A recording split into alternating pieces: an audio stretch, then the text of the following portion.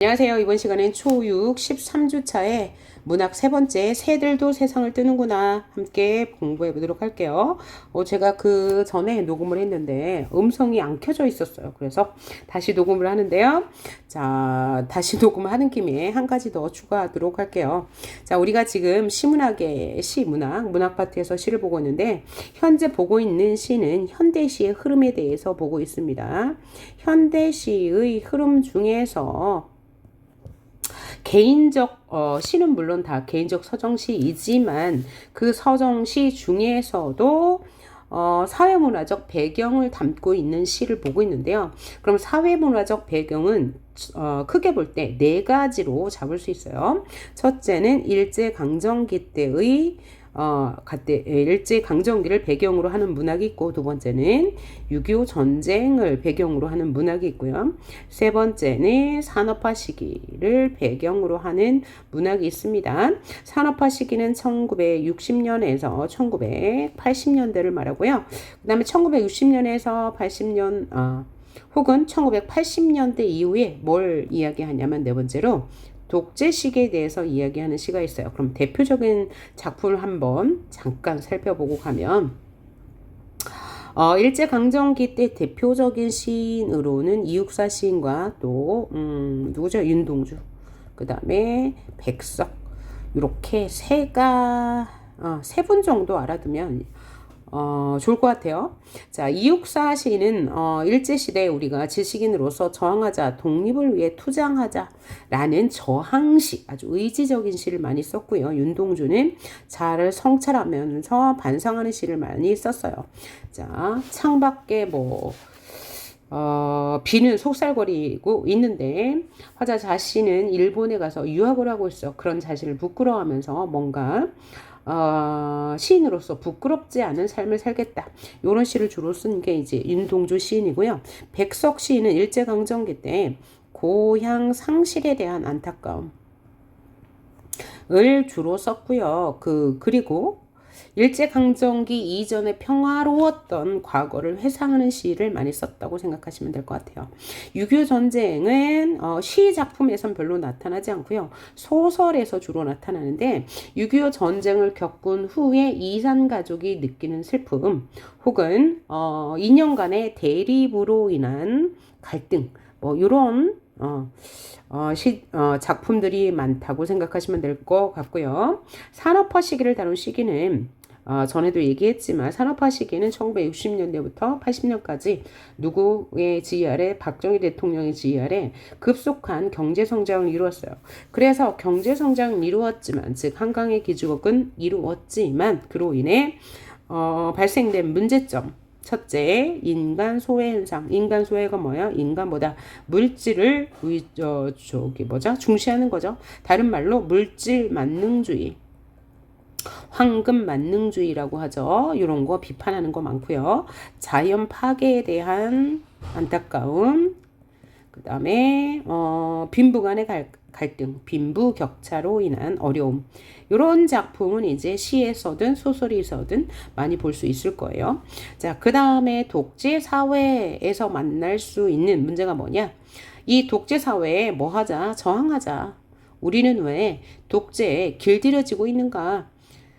라는 반성적인 시가 많이 나오는데, 오늘 배울 이 작품 새들도 세상을 뜨는구나 라는 작품도 역시 이 독재사회에서 우리가 저 새들은 자유롭게 세상을 날아다니는데 우리는 독재로 인하여 억압받고 있다, 자유를 억압당하고 있다 라는 내용의 시가 되겠습니다. 자, 그러면 이 시 한번 살펴보도록 할게요. 첫째, 영화가 시작하기 전에 우리는 일제히 일어나 애국가를 경청한다. 자, 이런 걸 생각하시면 될 것 같아요. 현재는 우리가 영화관에 가서요, 영화를 볼 때 애국가를 제창하나요? 안 해요. 그런데 과거에, 자, 선생님이 20대에는 꼭 애국가를 먼저 제창하고 일어나서 가슴에 손을 얹고 나서 동해불과 백두산이가 다 끝날 때까지 가만히 묵념을 하고 있다가 그 애국가가 다 끝나야지 일제히 자리에 앉아서 광고를 보고 본 영화를 보았어요. 그런 상황을 이제 생각하면서 이 시를 보면 좋을 것 같네요. 영화가 시작하기 전에 우리는, 여기서 우리는 화자가 되겠죠. 화자를 포함한 영화의 관람객이 될 거예요. 영화 관람객은 일찍 일어나 애국가를 경청한다. 삼천리 화려광산의 울릉도에서 일정한 군을 이루며 갈대숲을 이룩하는 흰 새떼들이 자기들끼리 끼룩거리면서 자기들끼리 낄낄대면서 1열, 2열, 3열 횡대로 자기들의 세상을 이 세상에서 떼어내고 이 세상 밖으로 어디론가 날아간다. 이건 지금 뭐냐면 여기서부터 여기까지 꺾인 표시해 놓은 것은 이 화자가 지금 극장에 가서 애국가를 경청하는 상황입니다. 자, 삼천리 화려강산, 무궁화 삼천리 화려강산, 여기가 이제 시작되는 부분이에요. 그죠? 후렴구죠. 근데 거기에 이제 배경 이미지로 이런 게 나오는 거예요. 일정한 군, 무리를 이루면서 갈대숲을 이룩하는 새떼들이 이제 소리로는 애국가가 나오고 배경 화면으로는 이런 그림들이 자연적인 배경들이 나오는 거예요. 그래서 이 흰 새떼들이 자기들끼리 끼룩끼룩거리면서 자기들끼리 낄낄대면서 그러니까 새떼들이 낄낄대고 끼룩대는 거죠. 그러니까 의인법이 있다고 생각하시면 되겠죠. 되면서 1열, 2열, 3열 횡대로 자기들의 세상을 이 세상에서 떼어놓고 이 세상 밖으로 어디론가 자유롭게 날아가고 있는 상황을 지금 보고 있는데 화자는 여기에서 여기 뭐죠? 흰 새떼들이 끼룩거리면서 낄낄대면서 이렇게 군을 이루어 날아가는 모습을 통해서 무슨 말이 하고 싶었냐면 이 독재 사회는 그러니까 군부 독재라고 하죠. 박정희 정권이 아니고 전두환 정권을 말하는 건데 이때는 워낙 억압이 심했어요. 개인의 자유를 많이 억압했던 시기인데 개인의 자유는 억압하면서 나라에 대한 애국심을 강요한다고 생각한 거예요. 화자가. 그래서 새떼들이 끼룩거리고 낄낄대는 모습은 애국과 엄숙을 강요하는 당대 현실의 모습을 보여준다고 생각하시면 되겠어요. 애국과 엄숙을 강요하는 당대 현실을 비판한 거예요. 비판. 문제가 있다라고 지적한 거죠. 근데 여기서 냉소적 태도라고 써놨는데 화자는 이런 시대 상황을 냉소하고 있는 거예요. 냉소가 무슨 뜻이에요? 차갑게 웃다라는 뜻이잖아요. 그래서 냉소는 비웃음이에요. 비웃음. 차갑게 웃다. 비웃음. 당대의 현실에 대해서 냉소적인 태도를 보인다는 거예요. 그러면서 또 1열, 2열, 3열 횡대로 자기들의 세상으로 날아가요. 누가요? 새떼들이. 그러면 굳이 새떼들이 날아가는데 왜 이걸 강조했을까요? 1열, 2열, 3열 횡대로 줄 맞추어 나아가고 있다는 거예요.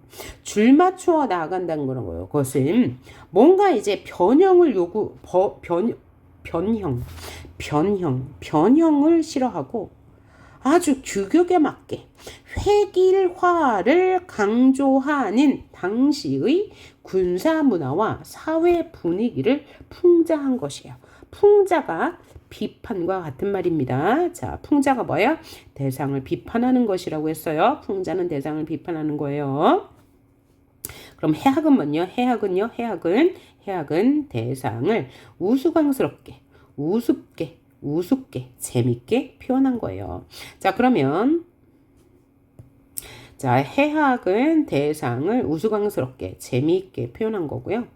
동시에 대상에 대한 비판의 의지가 없어요. 그냥 우스꽝스럽게만 표현한 거고요. 그럼 풍자도 해학과 공통점이 있습니다. 그게 뭐냐면 재미있게 표현한 건 공통점이야. 하지만 풍자는 해학과 달리 대상을 비판하고자 하는 의도가 있다는 것 이제 앞으로 많이 나올 거예요. 소설에서도 기억해 주시길 바랍니다. 그래서 지금까지 봤을 때 화자는 지금 어떤 상황이에요? 영화관에 가서 영화 관람 전에 애국가를 경청하고 있는 상황에서 그 애국가를 경청하면서 나오는 화면의 이미지들이 당대 사회 분위기를 반영한 것이라고 쓰고 있어요. 화자가.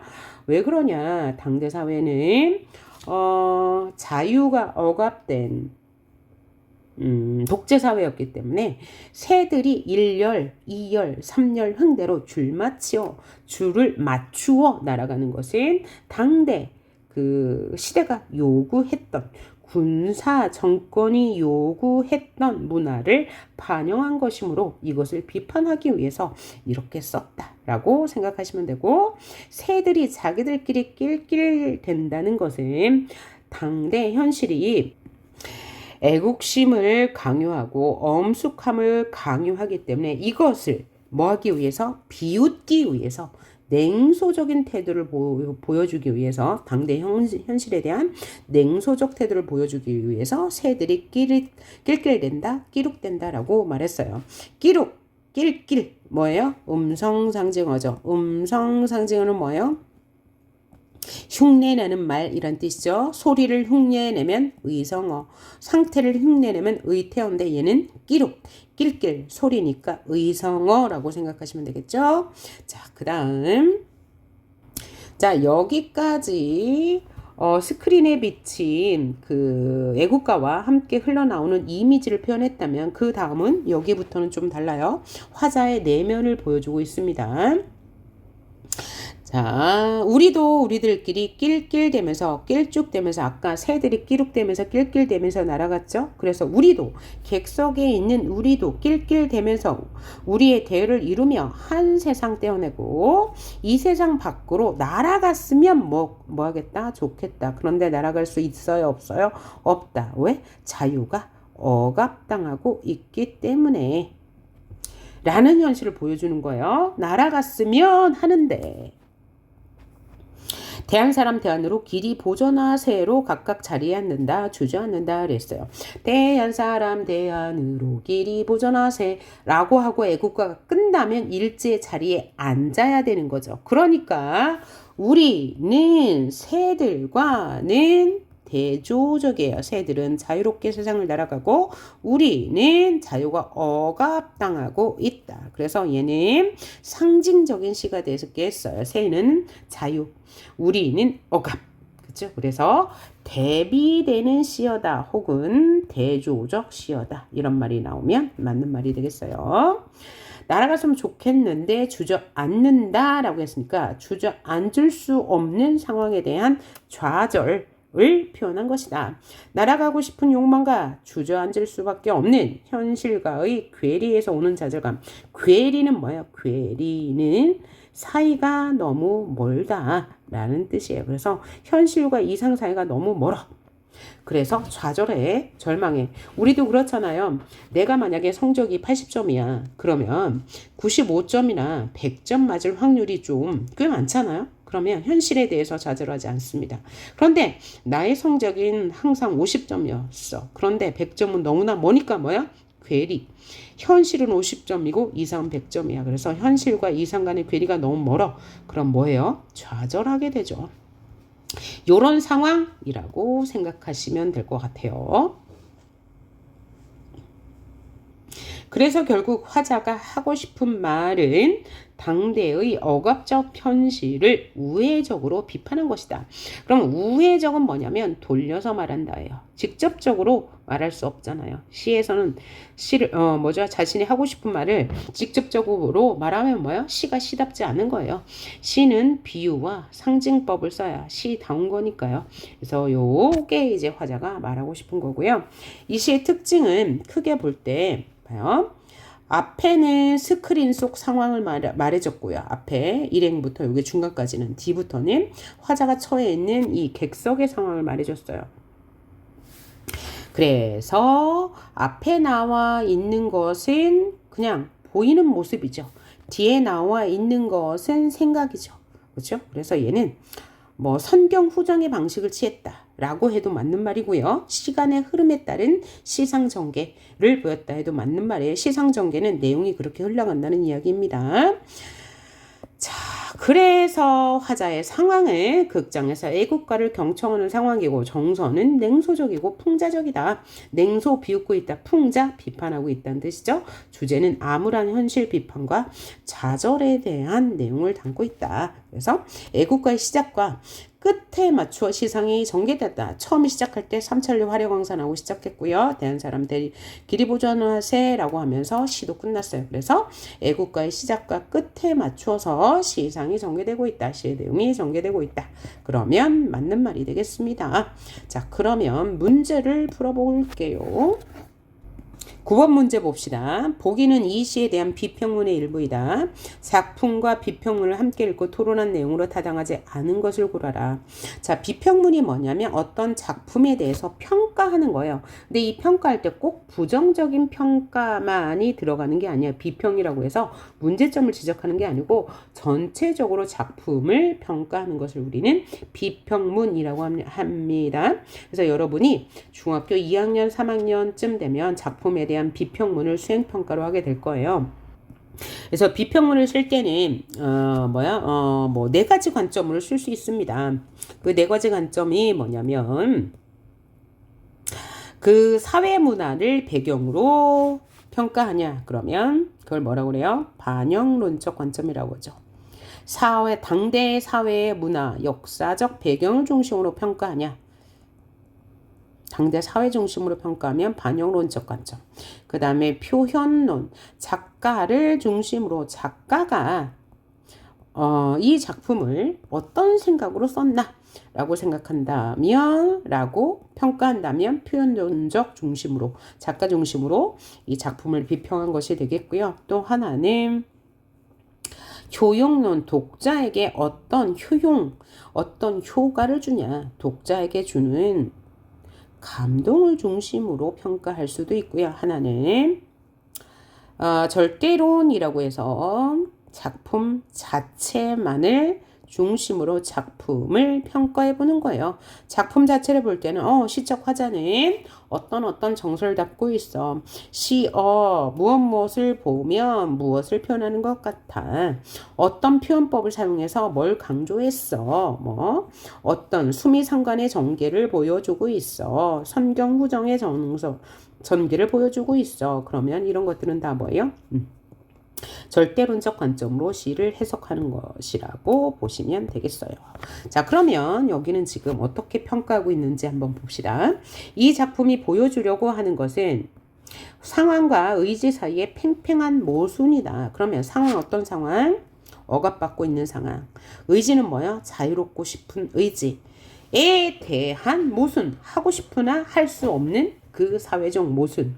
시는 스크린에 나타난 장면을 그대로 옮겨 적거나 무력한 자기 자신을 풍자하거나 비판하거나 혹은 작품 곳곳에 아이러니는 모순이란 뜻입니다. 를 배치함으로써 주제를 효과적으로 드러내고 있다. 또한 영화 관람이라는 일상적인 행위마저 침투해 있는 시대적 분위기. 그게 뭐예요? 억압이죠. 극장에서까지 애국가를 불러야 하다니 이런 거죠. 그래서 시가 한 시대의 증언이 될 수 있음을 구체적으로 나타내주고 있다. 그렇죠? 시나 문화작품을 보면 당대 사회의 분위기나 문화를 알 수 있으니까요. 자, 적절하지 않은 것을 골라봅시다. 1번 상황과 지식 사이의 팽팽한 모순을 담고 있다고 보기서 했는데 보기와 연결하는 거예요. 전체 맥락으로 보아 이 작품은 상황의 힘이 더 크다는 걸 암시해. 상황의 힘이 뭐예요? 상황, 자유가 억압받고 있는 상황. 새는 날아가는데 객석에 있는 사람들은 날아가지 못해. 그러면 맞는 말. 선지 2번. 이 작품이 무력한 자기 자신을 풍자한다고 했는데 여기서 했죠. 무력한 자기 자신을 풍자한다고. 그것을 통해 정작 시인은 현실을 풍자하려고 하는 게 아닐까. 맞죠? 당대 어떤 현실을 풍자하는 게 이 시에서 말하고자 하는 말하고요. 억압받는 현실을 풍자하고 비판한다고 그랬죠. 그쵸? 맞는 말. 3번. 작품 곳곳에 아이러니가 있다고 했어. 아이러니, 모순. 시 전체가 하나의 아이러니를 보여주고 있는 게 아닐까? 맞죠? 왜 모순이에요? 새는 날아가는데 우리는 날아가지 못해. 이런 모순. 그 다음 4번. 영화 관람을 일상적인 행위라고 했는데 그것은 어떤 특별한 정치적 사건을 비유한 게 아닙니다. 여기에는 정치적 상황은 있으나 사건은 없다는 거예요. 사건이 있으려면 뭐예요? 군부 정권이 광주에 있는 어떤 사람들을 억류해서 어디에 가두고 뭐 체류탄을 뭐 저기 발사하는 어떤 사람들을 어떻게 구금했다. 이런 구체적 정황이 나와야지 사건이 되는 거니까 얘는 틀린 말. 5번 C가 한 시대의 증언이 될 수 있다고 했는데 이 작품은 어느 시대에나 있는 보편적인 인간의 모순을 반영한 거야. 자, 보편적인 인간의 모순은 뭐예요? 현실과 이상 사이의 괴리가 있다고요. 누구에게나 비단 이런 시대에만 현실과 이상 사이의 괴리가 있을까요? 아니에요. 시대 나름대로 다 있을 거예요. 고려시대는 고려시대 생각해봐요. 백성들은 일반 민중들은 굉장히 가난에 찌들어 있는데 귀족들은 뭐예요? 굉장히 호화 사치생활을 하고 있잖아요. 그것도 뭐예요? 인간의 모순이라고 할 수 있고요. 또는 개인적인 모순도 많죠. 그죠? 아까 성적 얘기한 것 같이 그런 생각 하시면 될 것 같네요. 자, 그 다음 10번 풀어볼게요. 기억에 대한 설명으로 옳은 것을 골라라. 기억은 대한 사람 대안으로 길이 보존해서 영화가 끝나는 장면이거든요. 자, 그러면 기억 한번 볼까요? 강요된 조국애를 상징한다고 그랬죠? 자, 왜? 극장에서조차 그죠? 애국가를 부르며 가슴에 손을 얹고 국가에 대해서 생각해야 되나요? 이거는 애국심을 강요하는 거죠. 그 다음에 허구적인 이상세계, 여기 이상세계 없었어요. 그죠? 민중을 계몽하는 의지가 아니고 민중을 뭐하는 억압하려는 의지였죠. 곧 영화가 시작됨을 알려줘. 왜? 대한 사람 대안으로 길이 보존하세 끝나면 자리에 앉아서 영화 관람을 시작하니까요. 자, 다음 문제 봅시다. 11번 이 시에서 풍자하고 있는 대상이 무엇인지 조건에 맞춰 쓰는데 자, 조건이 뭐냐면 시대적 배경을 고려해서 쓰래요. 그러면 아까 시대적 배경이 뭐라고 그러세요? 자유가 억압된 현실이었죠. 자유가 억압된 현실에서 획일화된 삶을 강요하는 세력에 대한 비판을 하고 있다라고 쓰면 되겠어요. 그 다음 12번 봅시다. 다음 두 학생의 대화를 참고하여 빈칸에 들어갈 알맞은 말을 쓰시오. 새들도 세상을 뜨는구나 해서 화자가 주저앉는다 라고 말한 의도는 그건 화자가 처한 현실과 그로 인한 정서를 표현한 것으로 이해할 수 있어. 주저앉는다 라는 표현은 화자의 무슨 좌절감을 드러낸 것이야. 아까 해설에서 이야기했습니다. 자, 여기까지 마치겠습니다. 우리 이번 시간에 뭐 한 거죠? 새들도 세상을 뜨는구나. 수고하셨습니다.